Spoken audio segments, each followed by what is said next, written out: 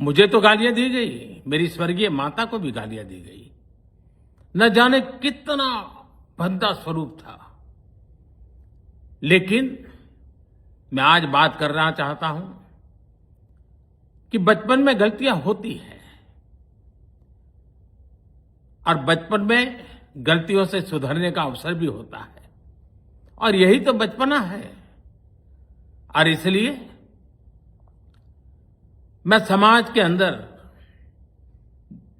जो आक्रोश है उसको भली भांति समझ सकता हूं।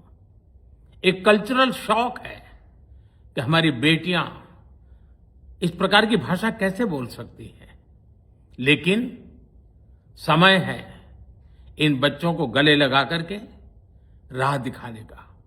एक गुमराह बच्चे हैं, उनको राह दिखाना हमारा काम है।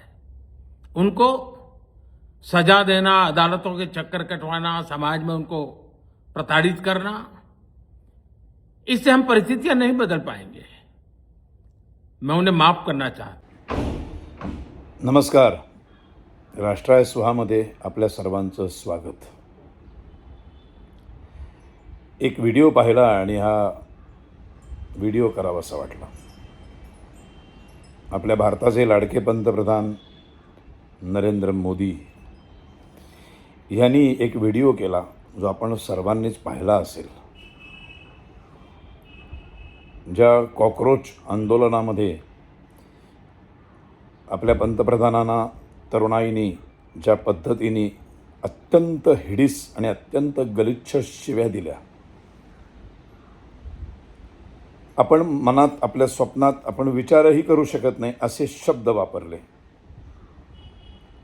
कुठली तरुण मुलं आपल्या घरामधल्या ज्येष्ठांबद्दल इतकं घाण बोलू शकत नाहीत, इतकं घाण सगळ्या पातळ्या सोडून अत्यंत हिडीस, अत्यंत गलिच्छ, म्हणजे त्यांनी जे शब्द वापरलेत त्यांचं वर्णन करायला मराठी भाषेत शब्द नाही, इतक्या घाण शिव्या दिल्या. आणि त्या शिव्यांवरती नरेंद्र मोदी साहेब आज बोलले. त्यांचं तो व्हिडिओ बघत असताना मला असं सारखं जाणवत होतं की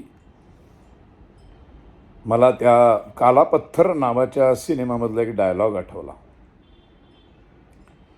त्यात अमिताभ बच्चन कोळशाच्या खाणीमध्ये काम करणारा असतो, उच्च शिक्षित. काही अशा घटना घडतात म्हणून तो काम करतो, मनापासून करत नसतो. तो स्वतःला शिक्षा देण्यासाठी त्याच्या हातून जी एक मोठी चूक घडली त्या चुकीचं परिमार्जन म्हणून तो कोळशाच्या खाणीत काम करत असतो. त्याला बघून त्या शशी कपूरच्या तोंडी एक वाक्य आहे, मैं जब भी इसे देखता हूँ ऐसा लगता है इसके अंदर 1000 टन कोयला जल रहा है. आज मला ते वाक्य आठवलं मोदी साहेबांचा व्हिडिओ बघताना. त्या व्हिडिओमध्ये त्यांनी मुलांना माफ करून टाकलं, क्षमा केली. मुलं आहेत, लहान आहेत, भरकटतात, काहीतरी बडबडतात. हा आतला कोयला जळत असताना मी पाहिला. तुम्ही पाहिलात का? तुम्हाला असं काही जाणवलं का की ते जेव्हा मुलांना क्षमा करत होते त्यांना त्यांच्या आईवरनं घाण शिव्या देणाऱ्या मुलांना, मुलींना ते क्षमा करत होते तेव्हा त्यांच्या आतमध्ये काय घडत असेल मला जाणवलं. तुम्हाला जाणवलं असेलच असं वाटतंय. ते जाणवलं मला असं खूप वाईट वाटलं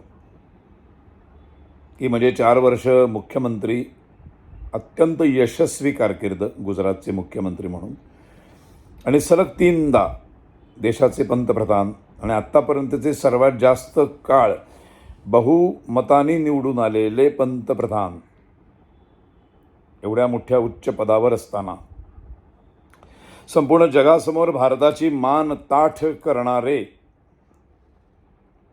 असंख्य परदेशातल्या देशांनी त्यांच्या देशांचे सर्वोच्च पुरस्कार देऊन ज्यांना सन्मानित केलं, प्रखर हिंदुत्ववादी असलेल्या RSSच एक बाळ म्हणजे भारतीय जनता पक्ष, आणि त्या भारतीय जनता पक्षाचे एक पंतप्रधान RSSच्या प्रखर हिंदुत्ववादी विचारांमधनं पुढे आलेले, पण 5 का 6 मुस्लिम राष्ट्रांनी त्यांचा सर्वोच्च पुरस्कार देऊन ज्यांना सन्मानित केलं, भारतामध्ये खऱ्या अर्थाने ज्यांनी विकास घडवून आणला, सर्व प्रकारचा विकास घडवून आणला. आता कोणीच परिपूर्ण कधीच नसतं. शेवटी माणसं आहोत आपण सगळेजण. माणूस हा कधीही परिपूर्ण नसतो. त्याच्यामधल्या काही गोष्टी चुकीच्या असतात, काही बरोबर असतात.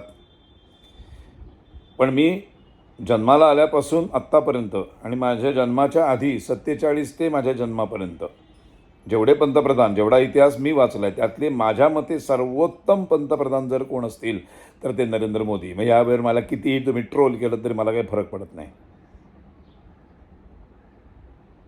अशा एवढ्या मोठ्या पदावर सातत्याने प्रचंड बहुमताने निवडून आलेले नरेंद्र मोदी, त्यांना त्यांच्या देशातली तरुण मुलं कुठल्या तरी एका भरकटलेल्या आंदोलनामध्ये अत्यंत हिडीस शिव्या देतात. आपल्या सगळ्यांनाच, जे हिंदुत्ववादी आहेत त्या सगळ्यांना त्रास झालेला असेल. काही लोकांना विकृत आनंदही झाला आहे. त्याचे व्हिडिओ आणि मी बघितलेले पण आहेत. मी त्यांच्याबद्दल काही बोलत नाही. इतक्या मोठ्या माणसांनी, इतक्या मोठ्या मनाने त्या मुलांना आज क्षमा करून टाकले. नको म्हणाल, त्यांना कुठलीही शिक्षा नको, आपण त्यांना सुधारण्याची एक संधी देऊया. सावरकरांच्या भाषेमध्ये म्हणायचं झालं तर कदाचित याला आपण सद्गुण विकृती म्हणू शकतो. पण मानलं पाहिजे, मोदी साहेब तुम्हाला मानलं पाहिजे. तुम्हाला सॅल्यूट. इतक्या मोठा मनाचा माणूस आम्हाला, आमच्या देशाला पंतप्रधान म्हणून लाभला आहे. आणि समोर इतके भयानक असे विरोधक आहेत, समोर भयानक विरोधक, राष्ट्रविघातक कारवायांमध्ये सातत्याने दिसणारे, जगामध्ये देशाचा सातत्याने अपमान करणारे, आपल्या शत्रूंना नकळतपणे पाठिंबा देणारे, मदत करणारे नकळतपणे, अशा सगळ्या त्या राजकीय क्षेत्रामध्ये एक असा माणूस, सच्चा माणूस, ज्याचं स्वतःचं कोणीच नाही, ज्याला स्वतःला परिवार नाही, ज्याचं स्वतःचं कुटुंब नाही, मुलं नाही, बाळं नाहीत, कुठे पैसा जमवायचा नाही, 4 वर्ष मुख्यमंत्री, 4दा मुख्यमंत्री, 3दा पंतप्रधान, 1 रुपयाचा भ्रष्टाचाराचा आरोप नाही, 1 पोलीस केस नाही, 1 FIR नाही, इतकं स्वच्छ चारित्र्य असं असूनही इतक्या गलिच्छ शिवाय या देशातल्या काही तरुणांनी, भरकटलेल्या तरुणांनी पैशांसाठी, आता त्या सगळ्या मुलांचे व्हिडिओज आपण बघतो आहोत, ते सगळेजण सांगतायत, क्षमा मागतायत. आता मानलं पाहिजे, मानलं पाहिजे. नरेंद्र मोदी साहेब तुम्हाला मानलं पाहिजे.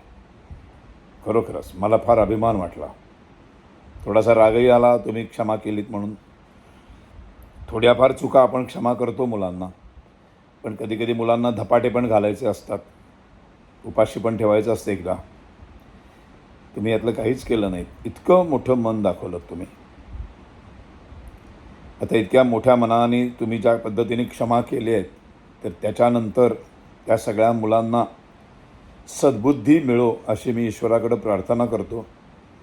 आणि यापुढं तरी निदान तुम्हाला कोणी शिव्या देणार नाहीत कदाचित, कारण माझा विश्वास नाही आहे. आता तुमच्या व्हिडिओवर पण अतिशय गलिच्छ प्रतिक्रिया येतील,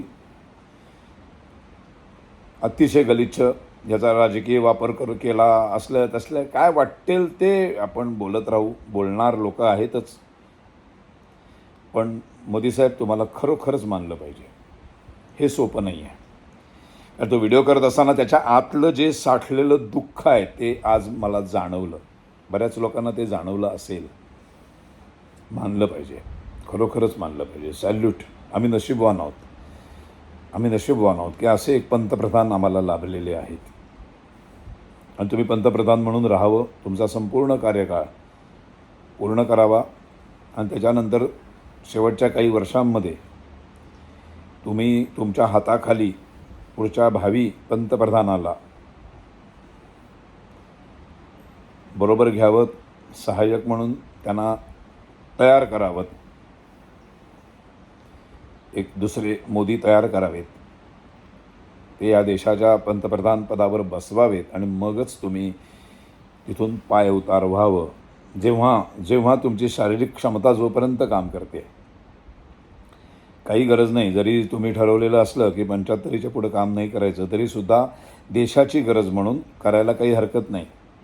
आता ते खरगे साहेब म्हणजे शरद पवार साहेब हे आता कुठे वय आहे त्यांचं, पण तरीसुद्धा ते टिकून आहेत, ते तिथे धडपडत आहेत, त्यांना कोणीच काही बोलत नाही. त्यामुळं तुम्हालासुद्धा कोणी काही बोललं तरी तुम्ही दुर्लक्ष करा. देशहित, राष्ट्रहित आणि राष्ट्र हेच कुटुंब मानणारे आमचे नरेंद्र मोदी साहेब कमाल आहे, कमाल कमाल मानलंच पाहिजे.